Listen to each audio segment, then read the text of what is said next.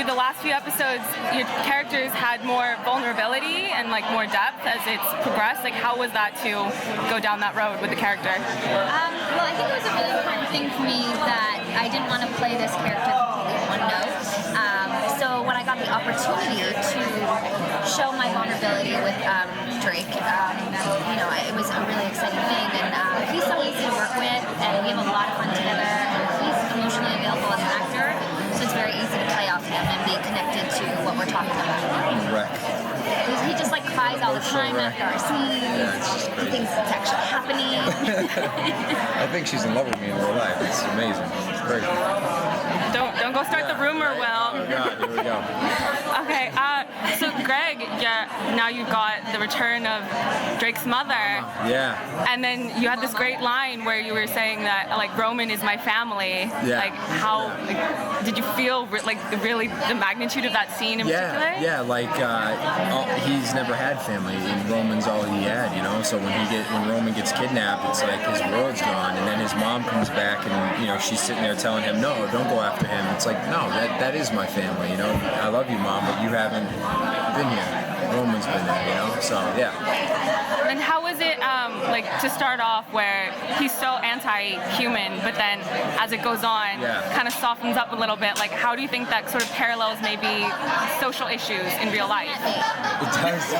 That helped too. Yeah. I mean, he grew up a little bit, and he's met Taylor, and all he's ever known is pain from the humans. So when people ask me that question, it's kind of like it's rightfully so that he's so angry towards these people. And then he eventually, meets Taylor and sees a different side of them, and sees his best friend, falling for one of them. So yeah, he softens up a little bit.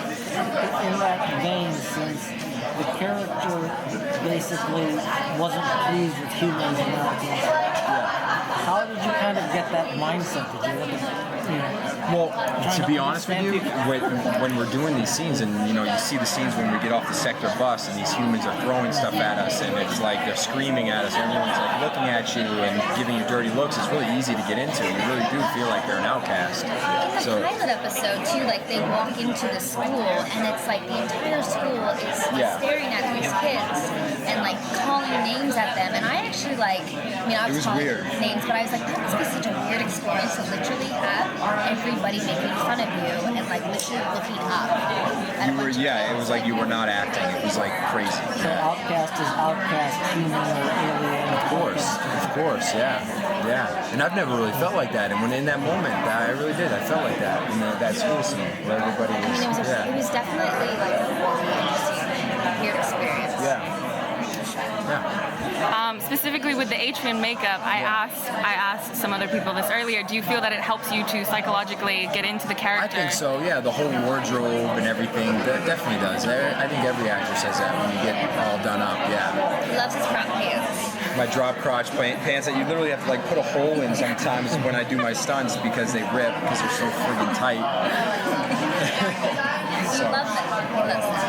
Do you want to maybe talk a bit about the stunts and like what it's because your character has a lot of physicality with it. Jeff Galpin, the head of the stunt, he kind of told me like do whatever you're comfortable with, and I'm pretty much comfortable doing with whatever. So I did every stunt on the show except for there's a scene in the season finale where Roman and I are on the roof, and I did not do that. But every other scene I do it. Well, that's the amazing thing about you is you like get really into it and he takes it very seriously. Like he actually is very invested in it, and I always admire that about actors when they actually want to do their own stunts and actually feel the things that she feels.